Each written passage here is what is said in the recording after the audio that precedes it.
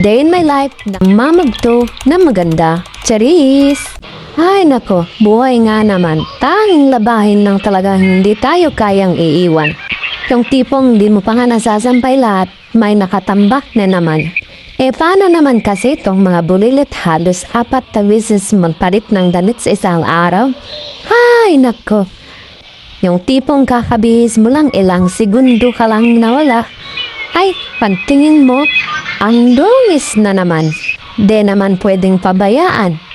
Kasi nga, kapag may nakakita ay sasabihin, pabaya kang ina ang dungis ng anak. Lalo na kung maayos yung itsura mo.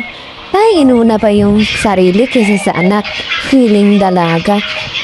Kaya talaga tayo mga nanay, tiis-tiis sa panglalaba.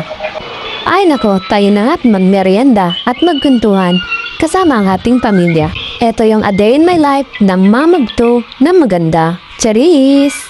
Pero totoo, maganda nga talaga ako, sabi ng asawa ko at ng mga anak ko.